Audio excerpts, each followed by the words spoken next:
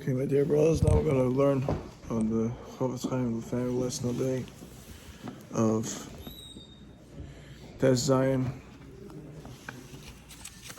Cheshvan, Ma Cheshvan. Hey, Cheshvan. I'll follow Cheshvan. Let's go back a few days. Tes Zion. Back to the thing. So, Tes Zion. Anyone whose heart is touched by fear of Hashem should not sit himself among others unless he is sure that they are careful in matters of speech.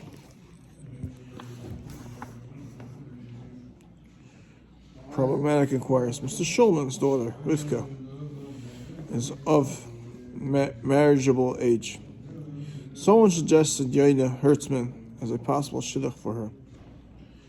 For certain reasons, Mr. Shulman does not want it.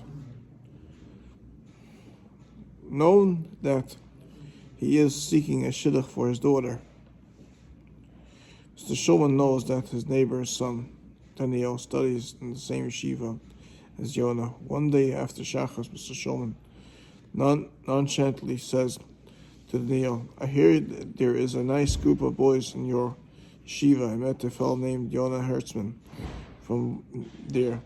He impressed me as a good bacher. No?" Daniel responds by telling him all about Yonah, exactly what Mr. Shulman hoped would happen. After listening to a few of Yonah's qualities, Mr. Shulman says, "Well, no one's perfect. You don't mean to say that Yonah Hertzman has no faults?" "Well, he really is a wonderful guy," replied Daniel, "though he does come late to Shachas once in a while, but of course he's not the only one." Mr. Shulman had every right to inquire about Yonah. A shidduch is a serious matter, and parents should inquire about the young man or woman who has been suggested as a marriage partner for their child. The same would apply to a potential business partnership. Each prospective partner has the right to ask about the personality and past history of the other party to determine whether or not he should enter into the partnership. However, Mr. Shulman made a serious mistake in leading Daniel to believe that he was asking about Yonah only out of curiosity. If that would have been the case, then he would have been soliciting Lashon Hara. In other words, he gave an impression that he is a sinner who disregards the most basic rules of proper speech. Even worse, when Daniel spoke of Yonah coming late to Shachris, he was guilty of speaking Lashon Hara, since he had no idea that Mr. Shulman had a valid reason for seeking this information. By causing Daniel to sin, Mr. Shulman was guilty of Neiva Desit Mechshal. And before a blind person, you do not place a stumbling block. If Mr. Shulman needs a shidduch information, he should be straightforward. Daniel, I need to ask you for some questions about a boy who was suggested for my daughter.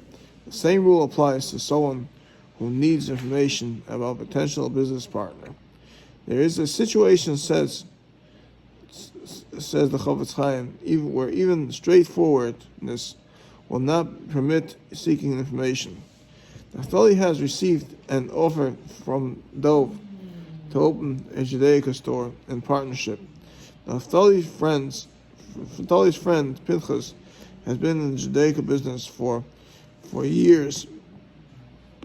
Surely knows Dov, whose previous Judaica store was only a few blocks away from Pinchas. Naphtali sees Pinchas as a perfect source of information about Dov. One should never seek information from someone's enemy, for he is more than likely to speak negatively about him.